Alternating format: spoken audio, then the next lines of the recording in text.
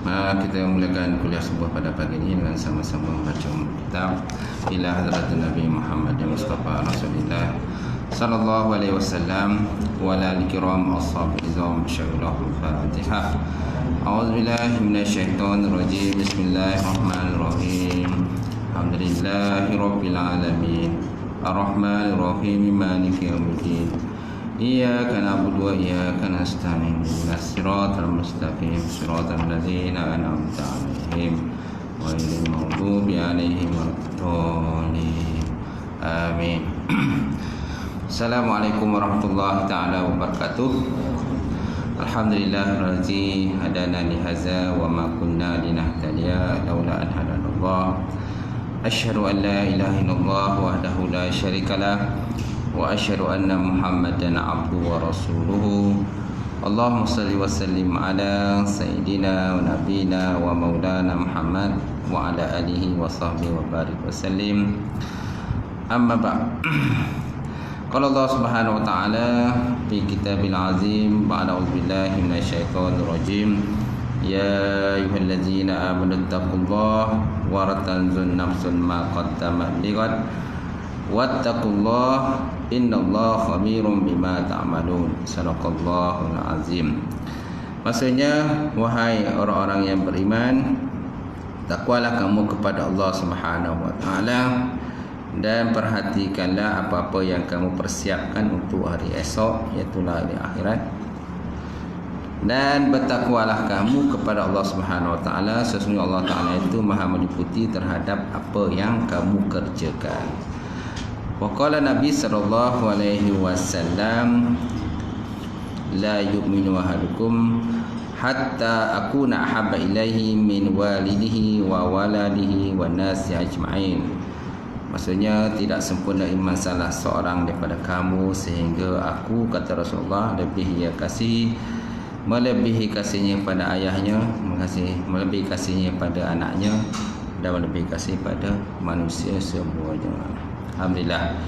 Yang dihormati Tuan Imam kita, Tuan Jigani, tak lupa juga Tuan Bilal, seterusnya Tuan Syiah, pengurusi masjid, jawatan kuasa, sidang jamaah, muslimin, muslimat, mukminin, mukminat rahimallahu taala. Alhamdulillah, kita panjatkan puji dan syukur pada Allah kerana kita dapat bersama sekali lagi pada pagi ini untuk kita sambung pengajian kita.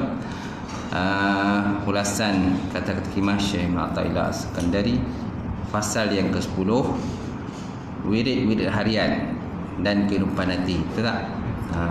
Wirid-wirid harian dan kehidupan hati. Muka surat berapa tu? 316.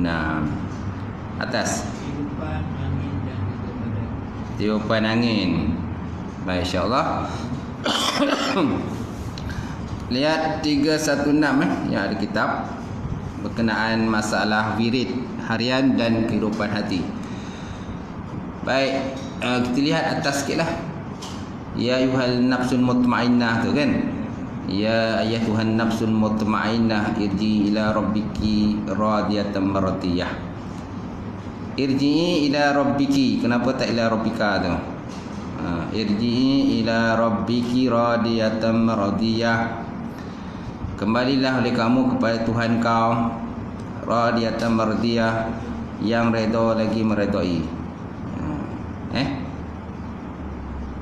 Yang redha, diredai di sisi Allah Taala lah. Yang redha lagi redai. Jadi kenapa di situ dhamir itu ila rabbiki? Kenapa tidak ila rabbika? Siapa boleh jawab? Ada siapa sini yang pandai nahu? Tak pandai. Tak pandai. Kenapa dhamir tu ki tu? Kenapa tak ka? Ki ni untuk muannas. Muannas ni perempuan lah, kalimat perempuan. Mana yang kalimat perempuan itu? Mutmainnah lah. Ya Tuhan nafsun mutmainnah, itu muannas, ada ta marbutah. Ta marbutah jadi rabbiki, bukan rabbika. Irji ila rabbiki. Irji pun sama juga. Irji itu muannas juga. Asalnya irji. Irji'a, irji'u, irji. Itu muannas. Okey. Tu nahu dah. Kena belajar nahu lah tuan-tuan. Baik, nafsu yang tenang ialah nafsu yang layak menerima keredaan Allah Subhanahu wa taala. Nafsu yang tenang, nafsu yang layak menerima keredaan Allah taala. Yang tu dikatakan nafsul mutmainnah tu. Bukan nafsu amarah. Nafsu ada banyak pembahagian kan. Yang paling teruk tu nafsu amarah, bisu kan. Lepas tu nafsu lawamah. Lepas tu nafsu mulhamah. Lepas tu nafsu mutmainnah kan, mutmainnah, radiyah, mardiyah, mukamalah dan sebagainya lah. Nafsu yang paling teruk tu nafsu amarah bisu. Baik. Nafsu yang tenang ni tingkat nafsu yang baik lah. Tingkatan nafsu yang baik, nafsu yang layak menerima kepada Allah Ta'ala. Tidak ada ketenangan tanpa zikir. Masya Allah. Tak ada ketenangan tanpa zikir. Kalau ada orang kata aku tenang lah, tenangnya aku ni tanpa zikir lah. Ni sebenarnya tak betul lah. Yang paling betul tenang disebabkan ada zikir kepada Allah. Sama ada zikir qalbi ataupun zikir zikir hati ataupun zikir lisan ataupun zikir jawarih, zikir anggota badan dan sebagainya. Ini termasuk perkara-perkara yang boleh memberi ketenangan dalam diri kita lah. Keluarga yang bahagia pun tenang juga kan. Keluarga bahagia kan, nafsu mawaddah warahmah kan. Mawaddah warahmah, mawaddah ketenangan lah, rahmah dan rahmat pada Allah. Orang yang tidak punya keiltizaman harian seperti solat, baca Quran, mengamalkan wirid-wirid dan juga zikir adalah orang yang berada dalam selekoh berbahaya. Corner bearing istilah kita. Dia berada dalam corner bearing. Kalau pandai ambil selekoh, selamat. Kalau tak pandai, habis lah.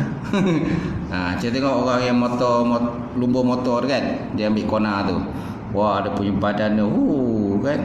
Sebab kalau tak betul, kalau tak baring dia punya badan tu, memang jatuh lah. Kena sesuai dengan motor tu besar. Berapa cc tu? Grafik kan, motor besar tu kan. Itu sekali dia tekan minyak tu 370 km sejam.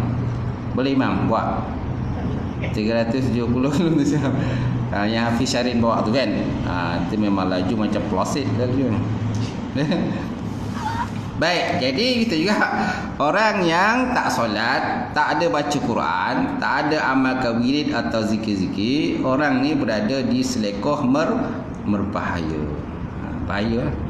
Sunat anak kenalah kan sebanyak ada mengerjakan wirid-wirid dan juga zikir. Baik, tiupan angin dan juga badai fitnah yang menerobos masuk dalam hati adalah begitu besar dan berbahaya sekali. Yang paling penting kepada dakwah dan tarbiyah ialah kita menyampaikan orang Islam kepada pengiltizaman harian dengan mana-mana yang kita sebutkan di atas.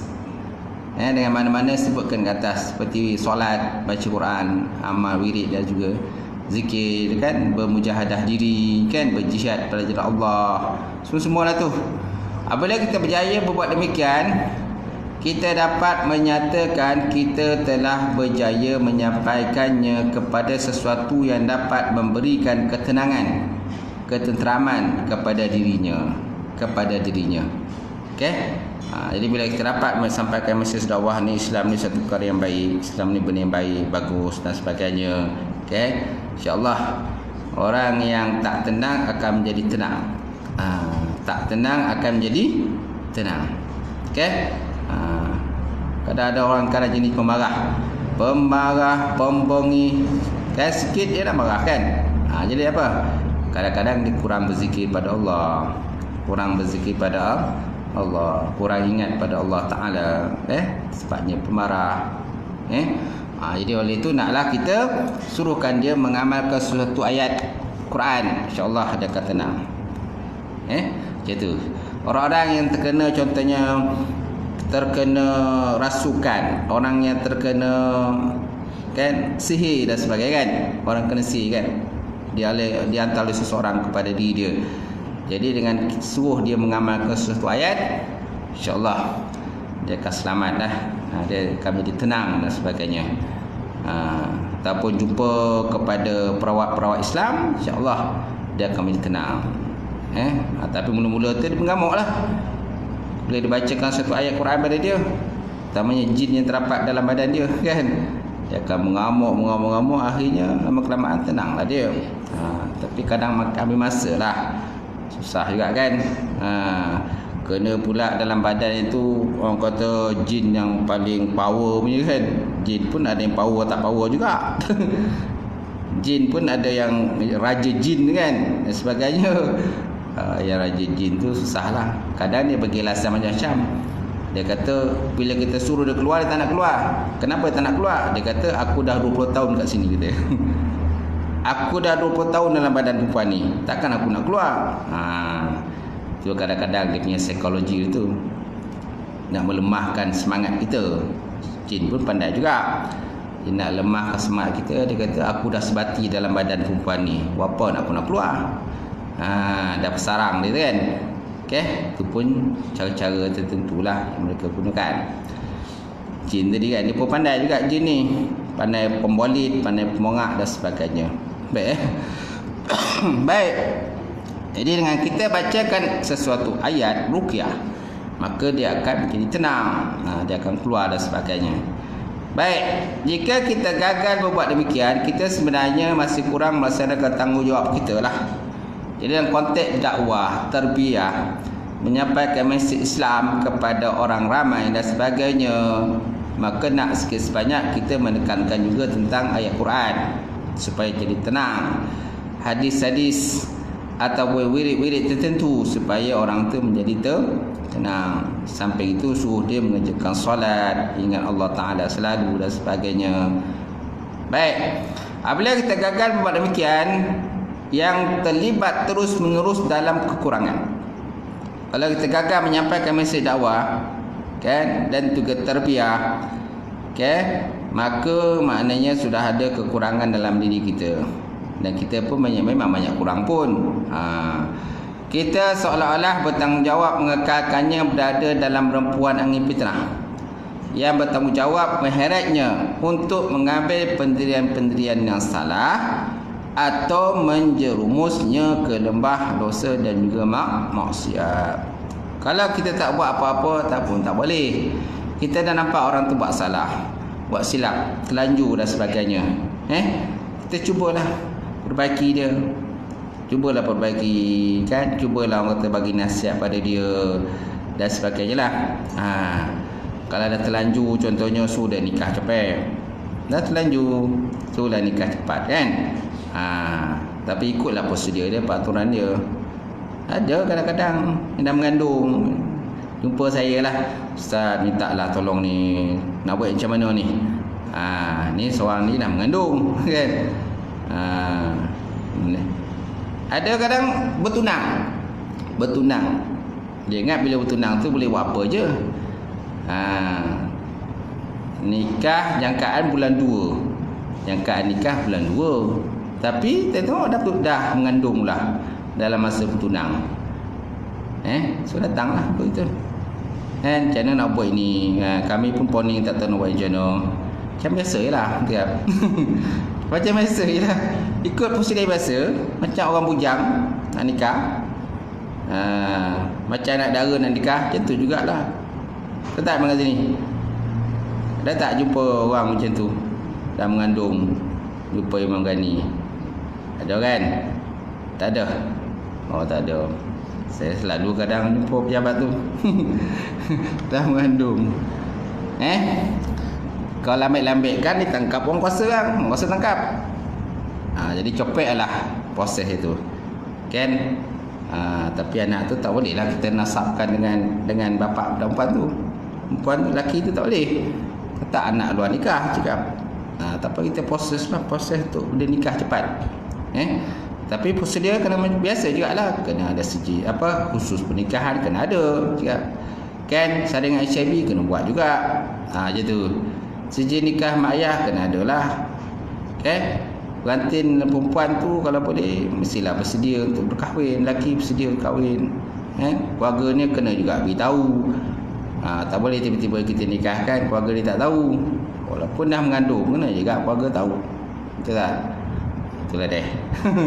Itulah dia keadaannya masa sekarang ni. Maknanya bertunang tu macam lesen pula. Dia buat bondo itu. Projek tadilah.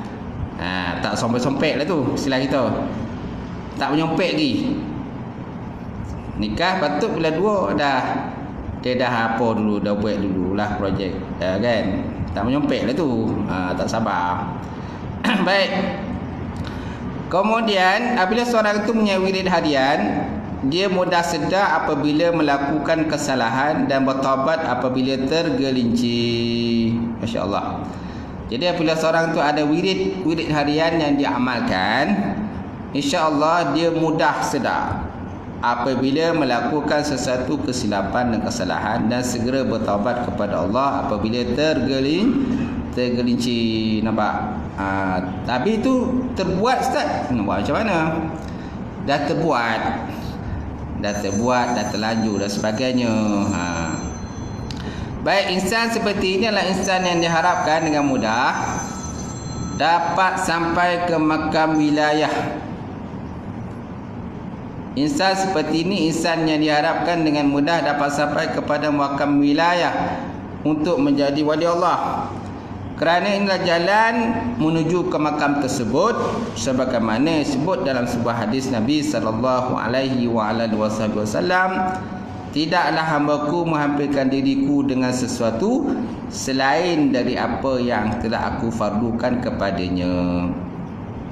Tidaklah hamba menghampirkan diri padaku selain daripada apa yang telah aku fardukan pada dia.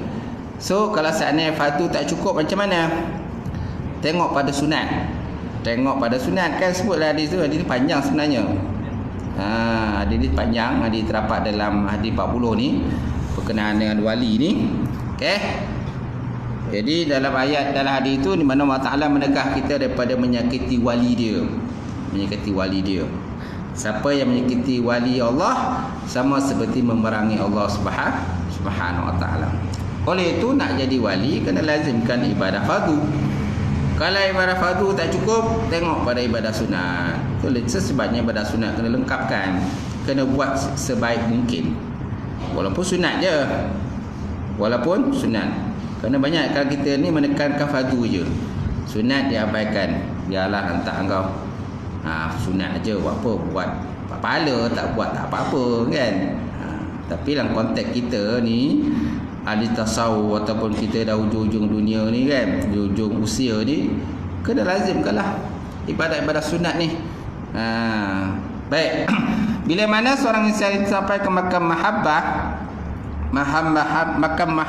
kasih sayang, berarti dia telah sampai kepada segala kebaikan. Bila mana seorang insan telah sampai kepada makam mahabbah, mawaddah ke apa pun makam lagi ni kan, cinta dan kasih sayang, berarti telah sampai kepada segala kebaikan. Bila kita cinta pada sahabat kita, apa tanda cinta sahabat kita? Kalau ada buat salah, kita bagi nasihat. Kerana tanda cinta pun banyak. Tanda cinta, apa tanda cinta kan? Salah satunya ialah kita ucapkan sayang lah. Kalau orang kita cinta dan sayang. Apalagi tanda cinta, maknanya kita sanggup berhabislah, bergadai dengan orang yang kita cinta. Apalagi tanda cinta, kita selalu sebut nama dia. Apa tanda cinta lagi? Kan? Kita bagi nasihat lah kalau terbuat salah. Banyak orang tak menekankan dalam bab bagi nasihat. Dia hanya menekankan dalam bab orang kata bagi duit, bagi hadiah, bagi pujian dan sebagainya kan. Dia ni cantik, dia lawa, dia bagus kan. Wajahmu seperti bulan, seperti bidadari dan sebagainya lah. Mana dia puji orang tu menyatakan dia cinta dan sayang. Tapi cinta sayang bukan hanya sekadar tu saja. Maknanya kalau orang tu buat silap, salah, kita bagi nasihat. Itu salah satu tanda cinta juga. Baik, sesengah guru pengarang menyatakan Barang siapa yang berjaya menghasilkan makrifah ataupun makrifat, tidak akan wujud darinya sesuatu walaupun berupa sebiji bijian yang kecil sekalipun. Tidak akan luput daripada sesuatu walaupun berupa sebiji bijian yang kecil sekalipun, tak akan luput dalam diri dia. Sebenarnya dia sentiasa ingat pada Allah lah. Mana walaupun selitik kan, seperti para nabi dan para rasul kan, walaupun mata tidur tapi hati tak tidur kan, mata lelap tapi hati jaga. Macam kita ni, kalau mata lelap hati pun lelap lah. Kadang-kadang mata jaga hati lelap, mata jaga hati lelap, ataupun dua-dua, mata lelap hati pun lelap. Para nabi dan rasul mata dia lelap tapi hatinya jaga, ingat, sentiasa ingat pada Allah Subhanahu wa taala. Baik, setengah orang soleh pernah ditanya, adakah seseorang kekasih akan menyia-sia kekasihnya? Adakah seorang kasih akan menyia-sia kekasihnya? Maksud kekasih ini ialah Allah lah. Adakah Allah Ta'ala akan menyia-sia hamba dia? Itu maksudnya. Adakah seorang kekasih akan menyia-sia kekasihnya? Jawapannya tidak. Lalu dikatakan kepadanya, apakah buktinya? Jawapannya, buktinya lah firman Allah Subhanahu wa taala dalam Quran, wa qalatil yahud wan nasara nahnu abna Allah wa ahibba'u qul falima yu'azzibukum bizunubikum. Orang-orang Yahudi dan Nasrani berkata, kami adalah anak-anak lelaki Allah dan kekasih-kekasihnya. Katakanlah wahai Muhammad, kalau betul kamu anak-anak lelaki Allah, kekasihnya, mengapa Allah Ta'ala mengazab kamu? Nampak? Kenapa Allah Ta'ala mengazab kamu?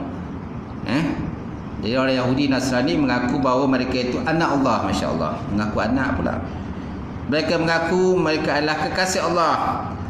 Lalu ditemplak oleh Allah Ta'ala sebut dalam Quran, Kul falima yu'azzibukum bizunubikum.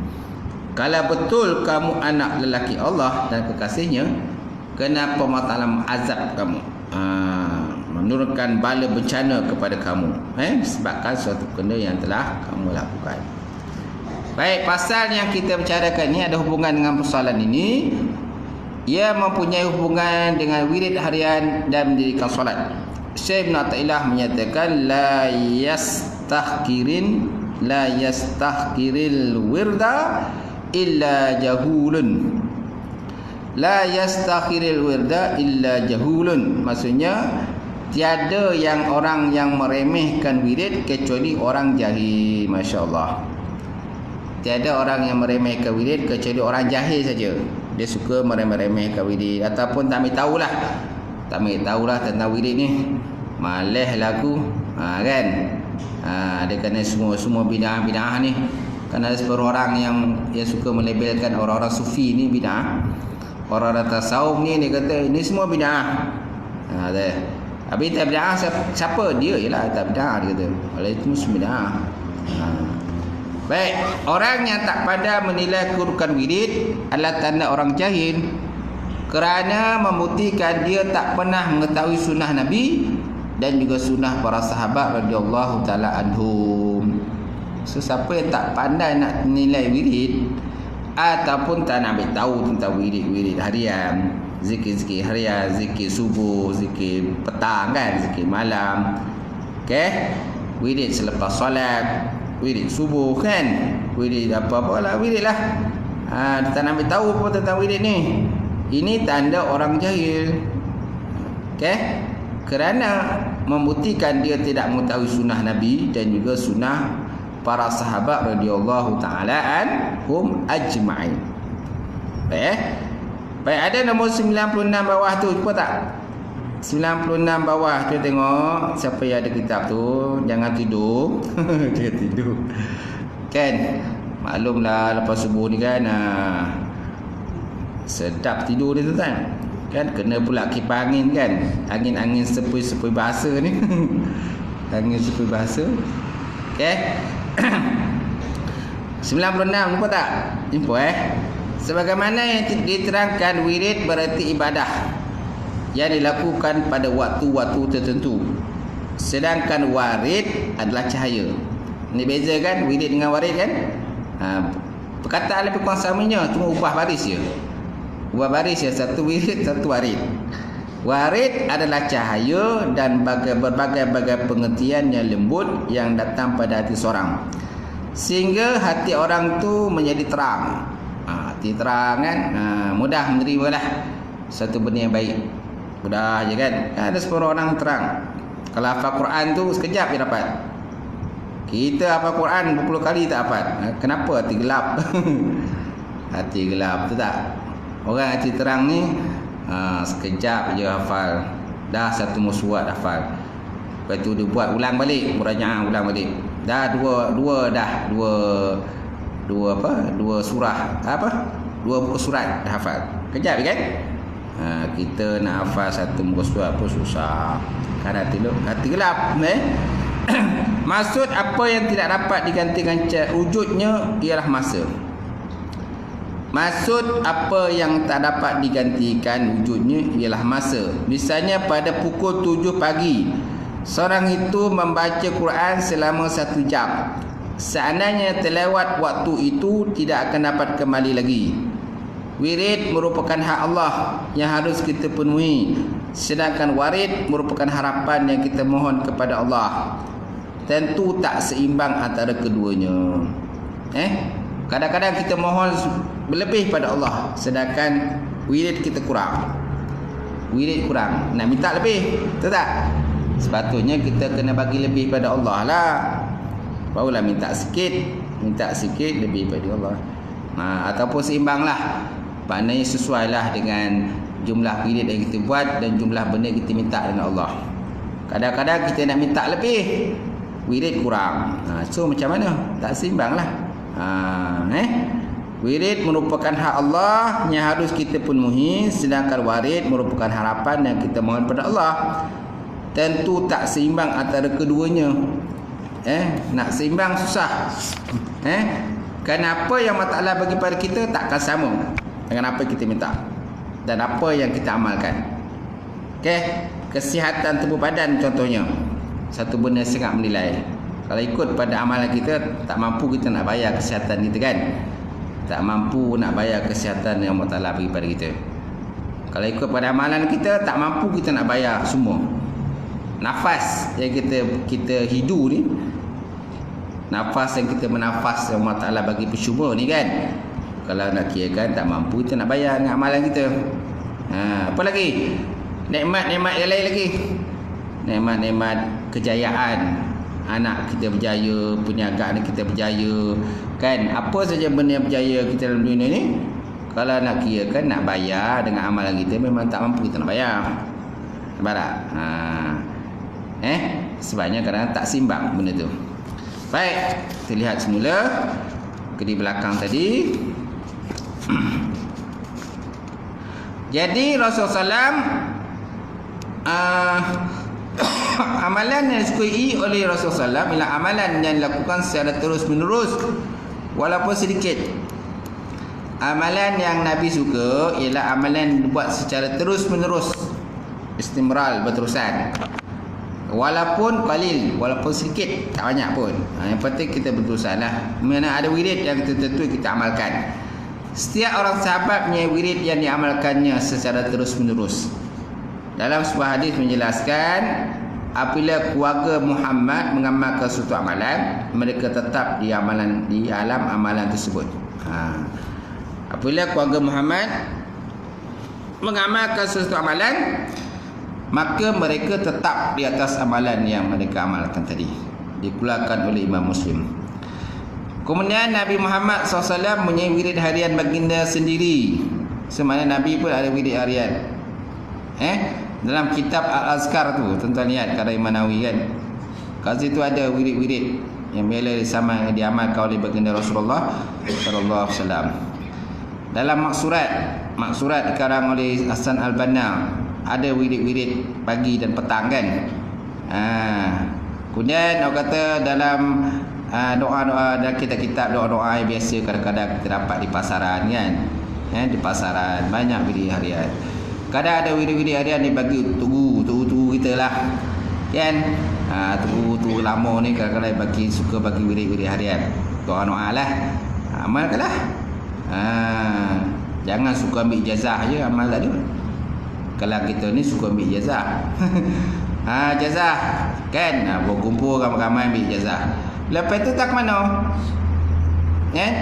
Yang diijazahkan tu tak ke mana, dia pun tak ke mana. Kan?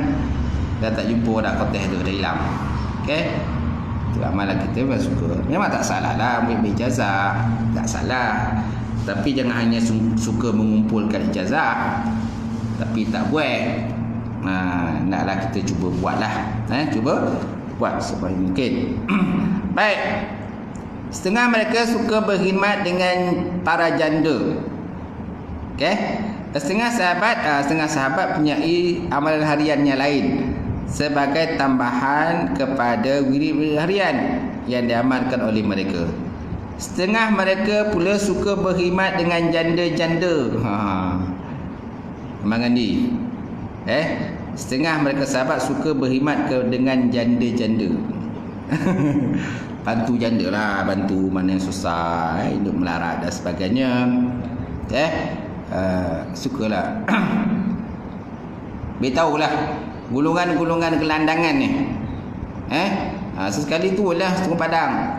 Dia tak kuasa imam-imam tu lah pergilah ke mana-mana ke, tengoklah dia corok-corok lorong-lorong tu kan, lorong gelap tu mungkin ada golongan gelandangan dan sebagainya yang perlu kita bantu kan. Tanya dia, kadang-kadang macam hari tu ada satu kes sepasang kan yang keluar dalam media kan suami isteri dah beranak pinak dah, belum kahwin lagi. Belum kahwin, tak nikah, tapi macam ikut memang satu keluarga lah, tak berkahwin lagi, dah berjaya tangkap. Okay? Golongan gelandangan ni.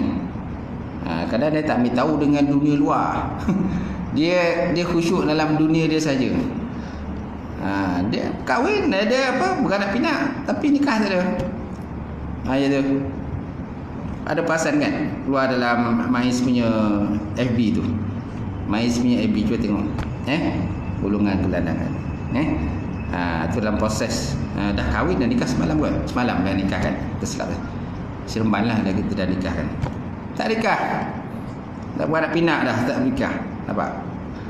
Sebenarnya jawatan kuasa pun kan, jemaah masjid tu sekali turun pergi tengok kan golongan-golongan gelandangan ni. Kadang tak kahwin dah nikah, ada tak sejak nikah kan. Kadang dia dalam dunia dia saja. Dia dalam dunia yang saja, dia tak tahu tentang hal luar ni. Gitu. Baik. Jadi setengah mereka suka berkhidmat dengan janda-janda, ini golongan para sahabat. Setengah mereka lain pula suka berkhidmat untuk membantu orang-orang tua. Setengah mereka suka berkhidmat untuk masyarakat umum. Masyarakat umum yang memerlukan bantuan. Okey. Ini pun antara ini kata amalan-amalan para sahabat juga, disamping wirid-wirid. Ketika mana anda melihat seorang menghina wirid dan amalan harian, tandanya ialah orang itu orang jahil. Tandanya orang jahil. Kalau seandainya dia suka menghina wirid, tapi jangan kita hanya suka berwirid, tapi yang kata tanggungjawab lain ditinggalkan. Yang salah tu kita buat amalan wirid harian, tapi kepaduan yang lain tak buat. Dan tanggungjawab lain diabaikan. Dapur contohnya tak berasap, boreh tak ada kan, buluh tak ada, semua tak ada lah. Macam cerita Piramli lah tu, lalas arang tu. Lalas arang tu dia tumbuh sebelum jumpa belalang. Sebab apa? Tidur kan. Jadi bila tetamu datang, dia kata lah, belalang, dia kata buat air kopi, kata. Belalang kata, mana ada mana ada kopi, bah, dia kata, kita tak ada kopi. Ambil lah arang, tumbuk lah, dia kata. Tu yang dia bagi minum. Kita muntah minum lah. Okey. Baik, kemudian banyak di kalangan manusia yang menghina ahli zikir. Dan amalan-amalan dilakukan oleh mereka padahal zikir adalah pendahuluan kepada segala kebaikan. Banyak di kalangan kita ni lah yang menghina golongan ahli sufi, menghina golongan ahli tasawuf, ahli tarikat dan sebagainya.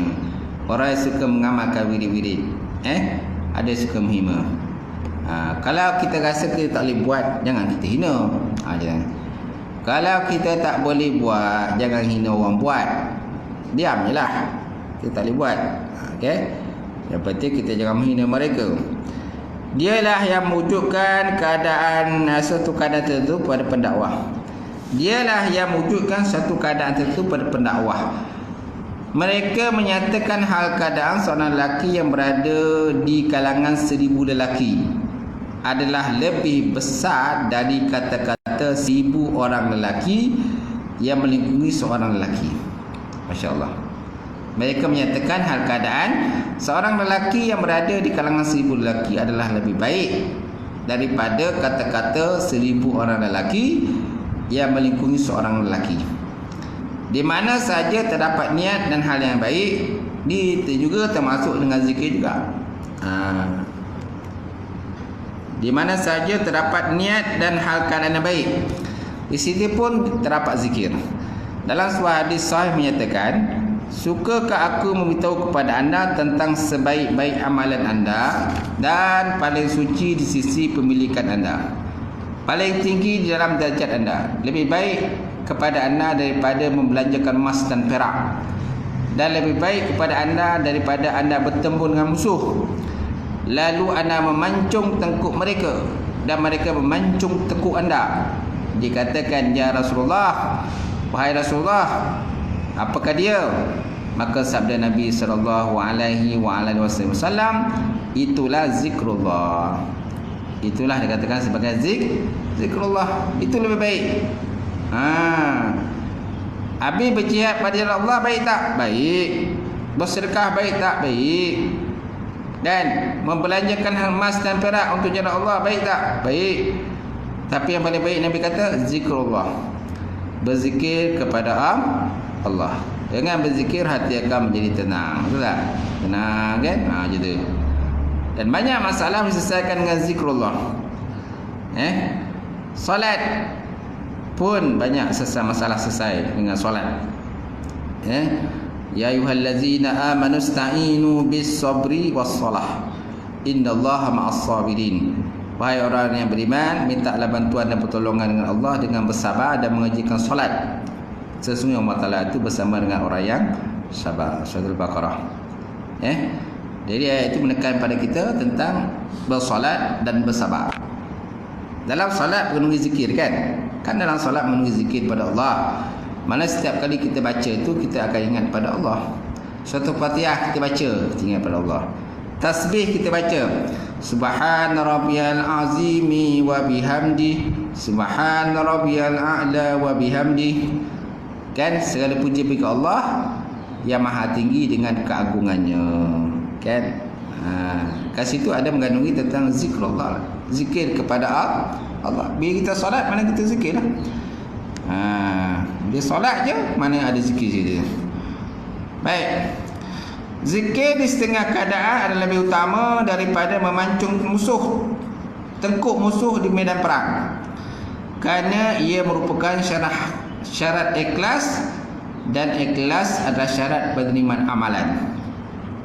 Kerana orang berjihad pun kadang-kadang banyak juga kategori orang berjihad. Orang berperang kan, ada orang berperang kena marah. Disebabkan dia tak dapat sesuatu maka dia marah, maka dia keluar berjihad. Ada orang pergi berjihad kerana nama, nakkan nama dia pergi berjuang kan. Ada orang berjihad kerana supaya satu hari nanti orang akan sebut nama dia. Satu hari nanti orang akan sebut nama dia. Okey. Ada berjihad kerana dendam, macam-macam lah. Oleh itu mana yang dikatakan fi sabilillah ya Rasulullah, maka Rasulullah SAW kan, man qatala litakulu kalimatullah ya ulia fahiya fi sabilillah. Barang siapa yang pergi perang kerana menegakkan kalimat Allah, Itu ada katakan fi sabilillah yang sebenarnya. Dia perang bukan kerana nak nama, bukan kerana marah, bukan kerana tu, bukan ini sebagainya, tapi kerana Allah Ta'ala. Baik, yang penting ahli zikir ialah mereka yang diterima secara khusus dakwah, pengajaran dan amalan-amalan yang mereka lakukan. Sekiranya didapati ada di kalangan orang Islam yang memandang ahli zikir dengan pandangan yang hina dan rendah, itu tanda kejahilan. Baik, diulang balik. Itu tanda kejahilan. Dia tak faham dah tu. Suka menghina ahli zikir kan, ahli wirid ini. Sebenarnya dia tak boleh buat sebenarnya. Itu sebabnya dia hina, dia pandang hina. Cuba dia boleh wirid, dia boleh zikir, dia boleh buat, insya-Allah. Bila mana didapati wirid-wirid syarak yang betul, akan didapati padanya warid-warid nurani di hati dengan izin Allah Ta'ala. Bila kita lazimkan wirid, maka datanglah warid. Warid ni suatu anugerah Allah Ta'ala bagi pada kita lah, hasil daripada wirid. Murid kebiasaannya begitu ingin sekali mendapatkan warid.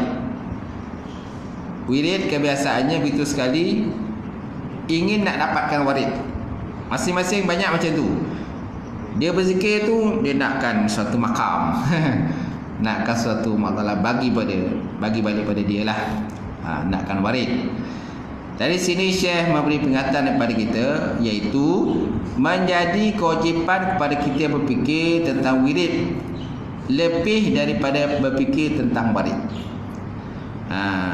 Lebih kena banyak fikir tentang apa kita nak bagi pada Allah, bukan kita fikir apa Allah Ta'ala nak bagi pada kita. Okey? InsyaAllah Allah Ta'ala bagilah. Sebelum ni pun Allah Ta'ala bagi juga. Apa benda yang Allah Ta'ala tak bagi pada kita? Semua bagi. Nikmat, berbagai nikmat Allah Ta'ala bagi. Kadang kita tak minta pun. Dalam doa pun tak ada minta pun, tapi Allah Ta'ala tak bagi. Nampak? Apalagi kalau kita minta pada dia, sudah tentu dibagi. Tapi kita jangan pentingkan benda itulah, dia akan datang sendirilah. Yang penting apa yang kita nak sembahkan pada Allah. Tak? Apa kita nak sembah pada dia. Bila menyatakan al-waridu yujadu fi daril akhirah wal wiridu yantawi bi intiwai hazihi dar. Maksudnya warid yang merupakan ganjaran ataupun buah daripada wirid akan ditembuhkan di akhirat. Wirid akan terlipat bersama terlipat di dunia. So wirid yang mana warid yang hakiki, walaupun kat dunia ini pun kadang-kadang kita dapat juga warid itu, kan?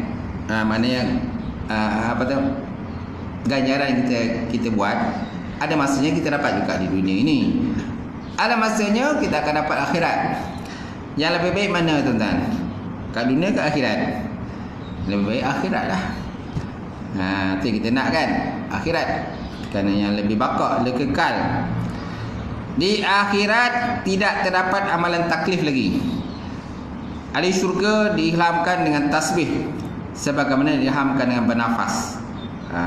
Jadi kat syurga besok kita semua ada zikir-zikir tertentu, kan, wirid-wirid tertentu, tasbih-tasbih tertentu yang Allah Ta'ala ilham pada kita untuk kita baca. Kat dunia ni kan tetap ada wirid juga yang kita dapat dari ijazah daripada guru dan sebagainya, kan. Kita amalkan. Yang dapat daripada baginda Nabi sallam. Syekh menyatakan seterusnya, wa aula ma yuktana bihi ma la yukhlafu wujuduhu. Maksudnya sesuatu yang paling utama untuk diperhatikan adalah apa yang tidak digantikan wujudnya. Sesuatu yang paling utama untuk diperhatikan ialah apa yang tidak digantikan wujudnya. Anda dituntut supaya melakukan wirid ketika berada dalam dunia ini. Wallahu alam. Sampai situlah.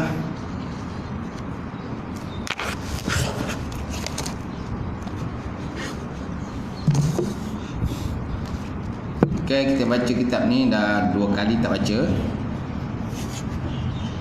Sunat apa itu? Wassalam sudah. Wirid dah. Ha? Muka surat 203.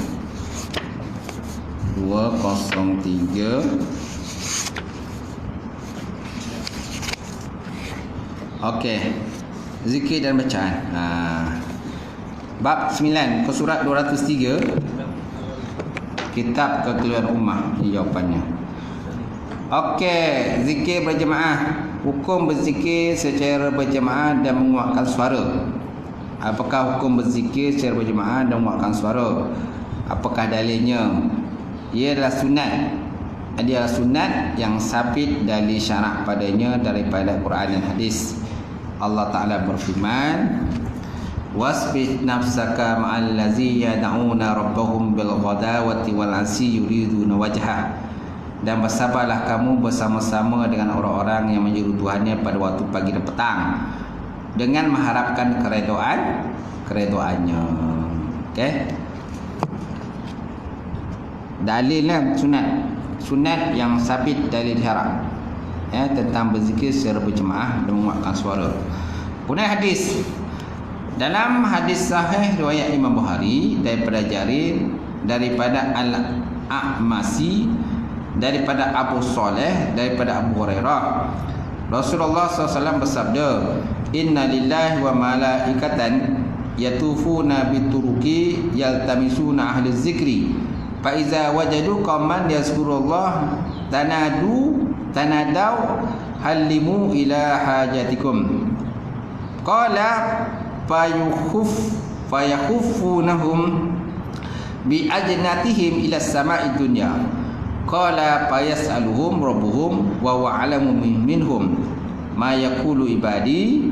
Qala taqulu yusabbihunaka yatakabbirunaka wa yahmidunaka wa yumajjidunaka ila akhir hadis. Sesungguhnya Allah Ta'ala memiliki para malaikat yang mempunyai kelebihan yang diberikan Allah Ta'ala. Para malaikat selalu mengelilingi bumi. Para malaikat selalu mengelilingi bumi. Para malaikat sentiasa merhatikan majlis zikir. Para malaikat sentiasa merhatikan majlis zikir. Apabila mereka dapati ada satu majlis yang penuh dengan zikir, mereka turut mengikuti zikir tersebut. Mereka turut mengikuti majlis tersebut, di mana mereka akan melingkunginya dengan sayap-sayap mereka sehingga memenuhi ruang antara orang yang menghadiri majlis zikir tersebut dan langit. Apabila orang ramai yang hadir dalam majlis tersebut beredar, maka malaikat pun naik ke langit balik. Malaikat pun naik ke langit. Baginda bersabda, Allah bertanya pada para malaikat, sedangkan Allah Ta'ala sebenarnya lebih tahu pergerakan mereka. Dengan firman Allah, apa yang diucapkan oleh para hamba-Ku, wahai malaikat? Lalu malaikat menjawab, mereka bertasbih, yusabbihunaka, mereka semua bertasbih pada Engkau ya Allah. Wa yukabbirunaka, dan mereka semua bertakbir padamu ya Allah. Wa yahmidunaka, dan mereka bertahmid pada Engkau ya Allah. Wa yumajjidunaka, dan mereka mengagungkanmu ya Allah. Ila akhir hadis, sehingga akhir hadis. Sehingga akhir hadis. Okey. Jadi keterangan pada ini, perkataan yang digunakan hari ini, ila yusabbihunaka, yukabbirunaka, yuhamdunaka, yumajjidunaka, semuanya dalam bentuk jamak, mana yang ramai. Kan nampak? Dia nak catat tentang salah satu dalil lah ni berkenaan boleh berzikir secara berjemaah. Semana berzikir ni tak semestinya seorang munfarid, tak semestinya seorang diri. Nak berjemaah pun boleh, kan, berzikir secara berjemaah. Hadis menunjukkan keutamaan majlis zikir, kelebihan orang berzikir dan mengadakan zikir secara berjemaah. Fadilat yang ada pada majlis-majlis tersebut akan turut diberikan kepada orang yang ada bersama mereka, walaupun tidak berzikir, jika niatnya baik. Sebab dalam majlis zikir kadang-kadang ada yang tak berzikir pun, duduk diam je. Betul tak? Yang berzikir itu orang tertentu je. Tok imam berzikir, yang lain tu diam je kan. Kan? Dalam majlis tahlil kan juga, majlis tahlil kan. Yang berzikir itu belah depan kan. Yang grup depan, yang belakang ni duduk diam je. Walaupun duduk diam, tetap ada pahala jugalah. Tapi tak samalah dengan orang berzikir. Tok Imam berzikir la ilaha illallah, la ilaha illallah. Tok Imam Ghani contoh. Yang duduk corok kat tiang belakang dia tak berzikir pun. Dia diam kan. Ada yang lagi peteruk tu leka main game. Main game kan itu. Nampak? Yang penting niat dia lah. Niat datang tu apa? Apa niatnya? Kalau niat dia baik kan, walaupun dia tak berzikir, tetap dapat pahala dah Allah Ta'ala. Tapi tak sama dengan orang yang berzikir. Imam Nawawi membuat satu bab khusus bertajuk bab keutamaan halaqah zikir dalam kitabnya Riyadhus Shalihin, hadis Riyadhus Shalihin, dan meletakkan hadis ini sebagai hadis yang pertama. Hadis ini mana hadisnya? Hadis ni lah. Hadis Al-Amasi ni kan, daripada Ibnu Jarir tadi kan, Abi Hurairah ni kan. Okey, dia letakkan hadis ni hadis pertama dalam bab zikir. Amalan berzikir secara jahat dan berjemaah ini sabit berdasarkan hadis riwayat Imam Bukhari dan Muslim daripada Ibn Abbas. Ada satu hadis lagi, raf'al sauti bizikri hina yansarifun nas minal maktubah kana ala ahdi Nabi sallallahu alaihi wasallam. Meninggikan suara berzikir selepas orang ramai selesai daripada solat fardu sudah pun berlaku pada zaman Nabi Muhammad sallallahu alaihi wasallam. Telah pun berlaku. Kemudian pendapat ulama tentang riwayat daripada Ibnu Mas'ud yang melarang orang berzikir secara nyaring di masjid.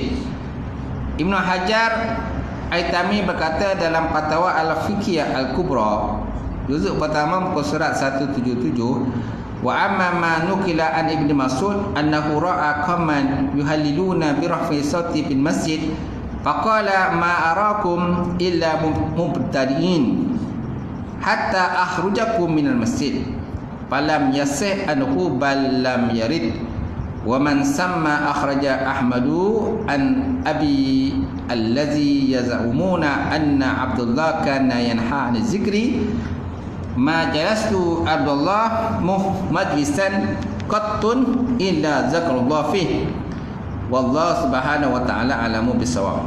Intaha. Dan adapun yang dinukilkan daripada Mas'ud bahawa dia melihat sekumpulan sahabat bertahlil beramai-ramai dengan mengangkat suara dalam masjid. Lalu dia berkata, tidakkah aku melihat kamu melainkan membuat suatu perkara yang baru ataupun bid'ah, sehingga maukah kamu aku keluarkan kamu daripada masjid? Adalah tidak benar daripadanya, bahkan tidak ada riwayat itu. Masya Allah. Jadi kata-kata itu tidak benar. Lam yasih anhu bal lam yarid. Dia kata benda ni tak benar lah, bahkan tak ada riwayat pun yang menyatakan berkenaan dengan apa-apa yang dikatakan tadi. Jadi tambah lagi Imam Ahmad dalam meriwayatkan daripada Abi Wail tentang orang yang mendakwa bahawa Abdullah ini Ibnu Mas'ud kerana namanya Abdullah bin Mas'ud pernah melarang orang berbuat sedemikian daripada berzikir. Dia berkata, tidaklah pernah aku duduk bersama Abdullah sesekali melainkan ada zikrullah dalam masjid itu. Allah sahaja mengetahui benar-benar. Intaha habislah maksudnya. Jadi rumusan daripada hadis ni, riwayat ini tidak benar. Riwayat itu tidak benar daripada Ibnu Mas'ud. Daripada Ibnu Mas'ud mana tak pernah kata pun. Yang kata dia kata bid'ah tu kan, tahlil dalam masjid ni sebenarnya tak ada warid pun dia kata. Kan dia kata tadi ma arakum illa mubtadi'ina hatta akhraju minal masjid. Kan dia kata macam tu riwayat dia tu. Tiada aku lihat pada kamu kecuali kamu melakukan orang bid'ah. Ni orang bid'ah ni, sehingga aku keluarkan kamu dalam masjid, daripada masjid. Kan lam yasih anhu, tidak sah daripada Ibnu Mas'ud, bal lam yarid, bahkan tiada satu riwayat pun daripada Ibnu Mas'ud sebenarnya. Tak tahulah mana-mana, tak tahu siapa yang mereka benda ni. Ibnu Mas'ud kata aku tak ada cakap pun macam tu. Kemudian jika dikatakan Ibnu Mas'ud ataupun Abdullah bin Mas'ud yang melarang, Abi Wail menyatakan beliau sendiri duduk bersama Abdullah bin Mas'ud. Dan ada zikrullah dilantunkan, bukan dilarang. Baik, bergerakkan badan ketika berzikir. Ini bergerakkan badan. Kemudianlah insya-Allah saja yang dapat dikongsi bersama pada pagi ini, insya-Allah. Mudah-mudahan apa yang kita perbincangkan pada pagi ini insya-Allah akan bermanfaat kita bersama. Wallahu alam. Saya ada program pagi ni, so kita tutup soalan lah. Soalan Auzubillahi minasyaitonir rajim. Bismillahirrahmanirrahim. Alhamdulillah wassalatu wassalamu ala rasulillah ajmain. Allahumma zidna ilman nafi'a wa yaqina as-sadiqa ma'al mutaqabbala rizqan halalan barakatan katsira wa siyana fataya alimna wa lana qulubana bi nuri ma'rifataka wa tahana fa'arifin. Allahumma faqina bidin, Allahumma faqina bidin. Allahumma ja'al hadza jam'an marhuma wa tafarruqana min ba'di tafarruqan ma'suma. Allahumma inna na'udzubika min ilmin la yarfa' wa min nafsin la tashfa' wa min du'ain la yustajab laha ya arhamar rahimin. Allahumma inna na'udzubika min azabil qabri wa min azabil nar wa min fitnatil mahya wal mamat wa min fitnati masih dajjal ya arhamar rahimin. Allahumma arina haqqa haqqa warzuqna ittiba'ah wa arina batila batila warzuqna tinabah. Rabbana atina fid dunya hasanah wa fil akhirati hasanah wa qina azabannar. Subhana rabbika rabbil izzati amma yasifun wa salamun alal mursalin. Alhamdulillahi rabbil alamin. Qabalallahu minkum.